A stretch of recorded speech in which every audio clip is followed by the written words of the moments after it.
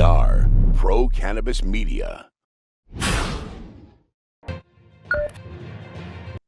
Welcome back to the C Block, or the final section of this week's Weed Talk News. I'm Karen Black. The city of New York is finally making some progress in shutting down the thousands of illegal operators in New York City, my old stomping grounds, and other communities in the Empire State. Mayor Eric Adams announced that Operation Padlock to Protect has shut down nearly 800 unlicensed businesses in just 3 months, issuing over $65 million in fines and seizing more than $41 million worth of products. Governor Kathy Hochul added that over 1,000 illegal shops have been closed statewide. This aggressive enforcement effort, which began in May, is part of a broader strategy to combat the proliferation of illegal cannabis shops that have been targeting vulnerable populations, including children. The crackdown has also boosted legal cannabis sales, with 214 new licenses issued since May and 152 legal dispensaries now operating across the state.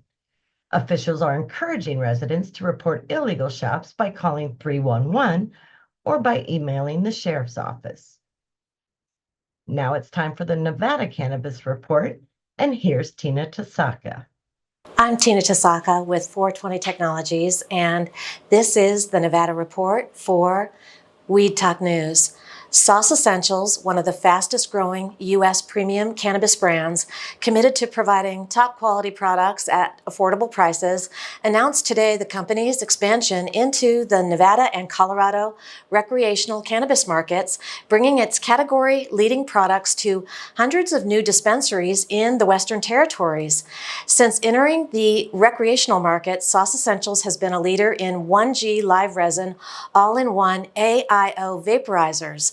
Sauce's product portfolio includes Sauce Bars, Sauce Smokes infused pre-rolls, Sauce Bursts high potency gummies, and Dream Pen CBN vapes, with new products set to launch in coming months. God, I love that. Quote, as we expand into Colorado and Nevada, we're thrilled to bring Sauce's commitment to quality and innovation in new markets, consistently placing us in the top 5 of our respective categories, unquote, said Claire Harden, Field Marketing Expert Manager at Sauce Essentials. Sauce will launch in 45 dispensaries across Nevada by the end of August and is currently the 5th ranked AIO vape brand in the state, according to the most recent data from Headset.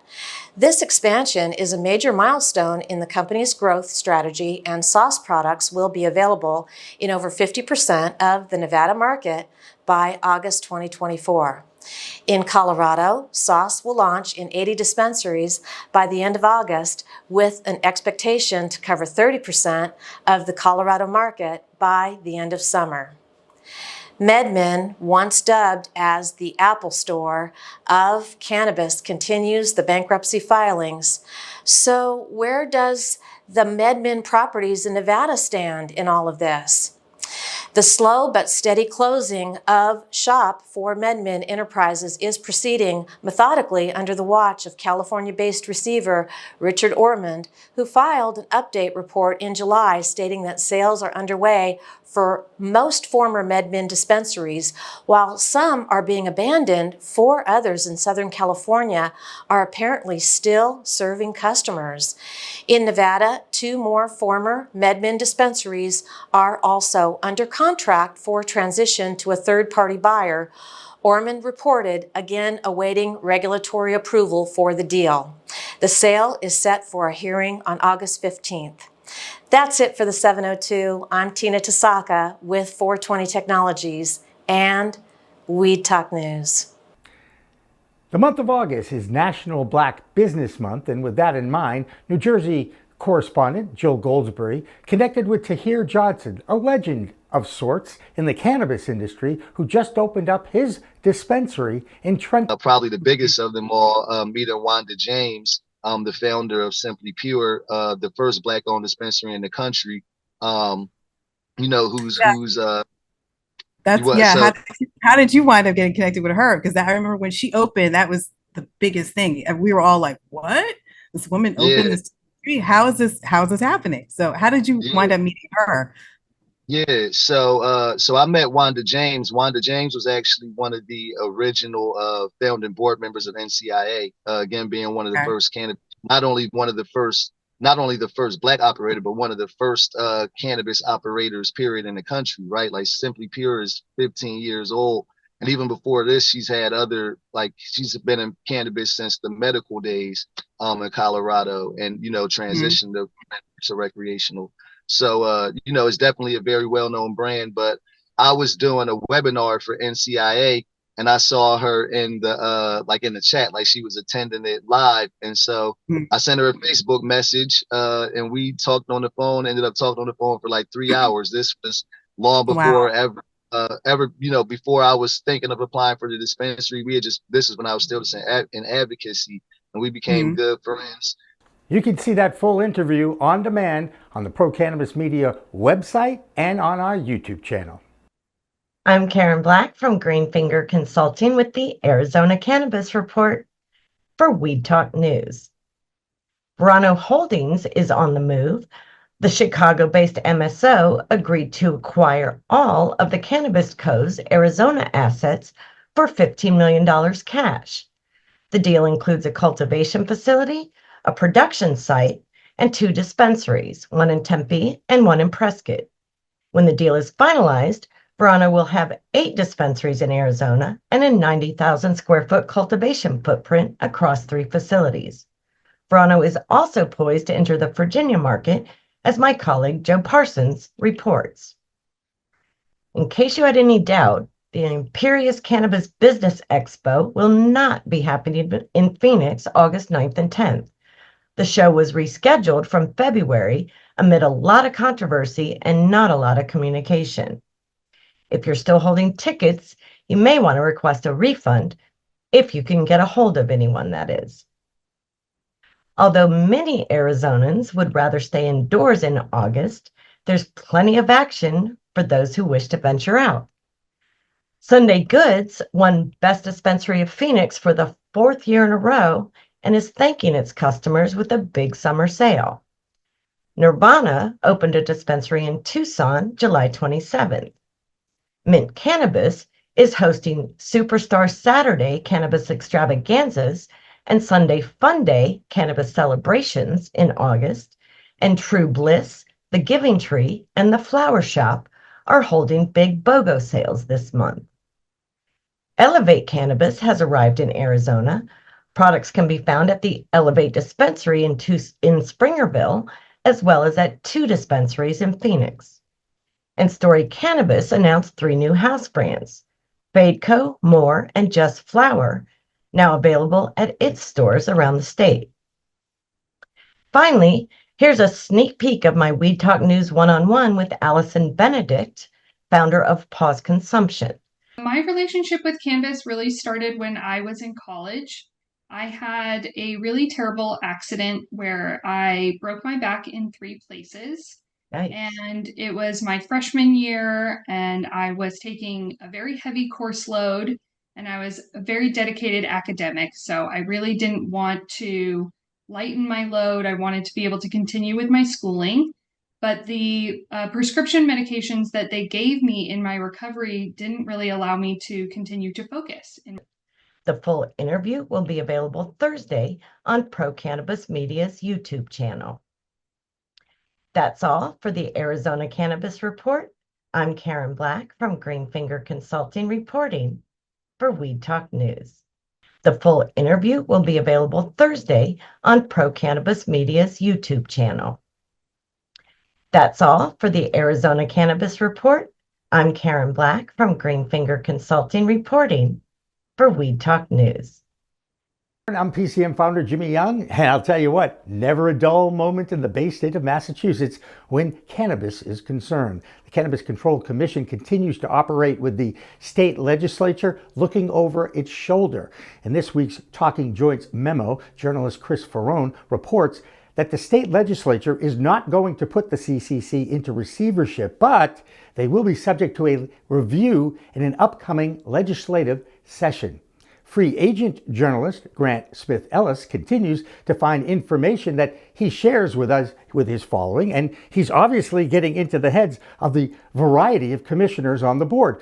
They've tried to ban him from press conferences and meetings, but let's give him some credit for continuing to follow up and report on the commission's operations. The industry, after all, does keep better records and track of their own seed-to-sale operations than the commission does on the distribution of the tax money collected in the industry. Reporter Ellis says some of those fees are missing, and the commission says, after an internal review, there are some unpaid taxes that have not been collected, but none are missing. Stay tuned. The old talk show legend Eddie Endelman used to say, sports, politics, and revenge. That's how he described Bay State politics and operations. In this case, it's cannabis, politics, and personality conflicts. Now, despite the drama and lack of movement on any plans for social consumption, the Commission is doing the best they can. At least that's what they continue to say. Keep in mind, social consumption was part of the original letter of the law written for the adult use market that was voted in on the ballot in 2016. Since then, efforts to figure out just how to do that have been delayed, ignored, or just been deemed too complicated for this group of regulators to handle. So, I decided to do a little research on the local social consumption front that's already going on in this state at private dinners, speakeasies, and closed plus 21 events. They exist now, and the Commission claims that the best they can do is send out memos to event organizers on the rules and regulations, so there's no sales of this product at those private events. Now keep in mind, this industry was pretty vibrant even when it was totally illegal to even possess cannabis. Now you have the internal battle between the hot hemp products from Delta 8 and the legal and licensed products. Now, Morgan Fox is the director of politics, or political director, if you will, for NORML, and he talked to me this week a little bit about that break in between and within. There's a pretty robust regulatory structure under the CAOA, much more so than other descheduling legislation that we've looked at. I think that there are still a lot of open questions about the best way to regulate cannabis and cannabinoid products. But I think that what's really important is a different point that you started on. Which is the assertion that Ron DeSantis is embracing the unregulated synthetic cannabinoid industry. I do not think that that is actually the case. I think that he is using those folks in order to help defeat the marijuana initiative, and that as soon as that is defeated, he's going to push for a bill that is even more restrictive than the one that he vetoed, and he's going to turn around and screw those people that he's currently using to help him beat legalization. So earlier in the show, we reported on how Ohio's regulators are restricting the activities around the opening of their adult use market. No outdoor music, no food trucks, no advertising. And I guess you want to compare that to the grand opening of a new one in Boston, Mass. It's called Firebrand. That's right. It's right across the street from South Station. This is the new place to be here across from South Station. Firebrand Cannabis. Thank you so much for coming up. Firebrand, a Boston dispensary, has their grand opening right across from the South Station train and bus station in downtown Boston. Your location is amazing. Oh my God. Is that not what brings most people in the door? Yes, of course. We got 90,000 people rolling out of South Station daily, So we just got to tap into that market. We're sitting on a rocket ship. We just got to figure out how to fly this badass. And of course, the most important thing is you offer educated bud tenders who understand this very complicated flower. That is the most important thing. We have some really experienced bud tenders that understand terpenes and how they interact with the cannabinoids and the whole synergy of the cannabis plant.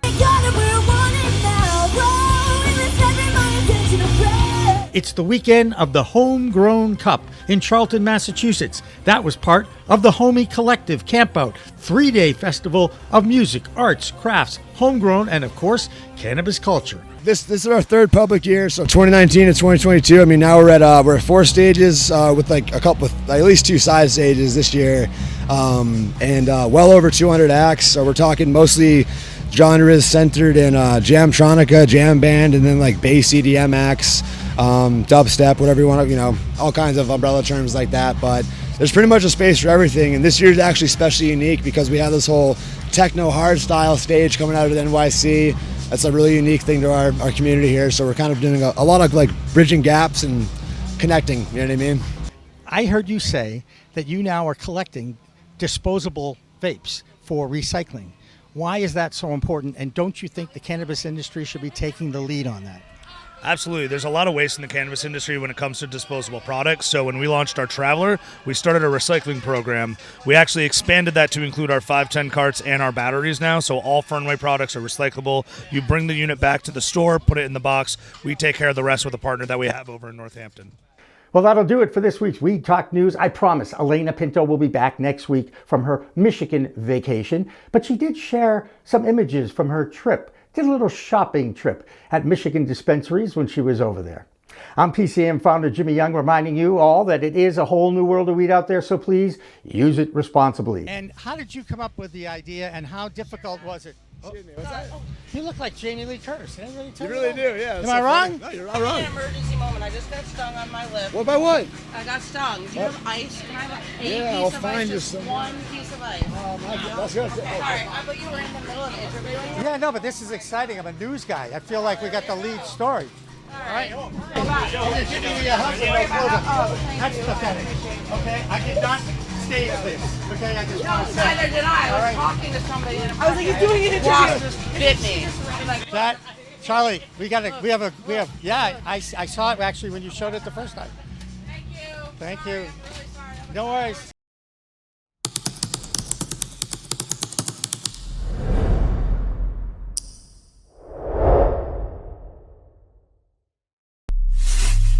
We are Pro Cannabis Media.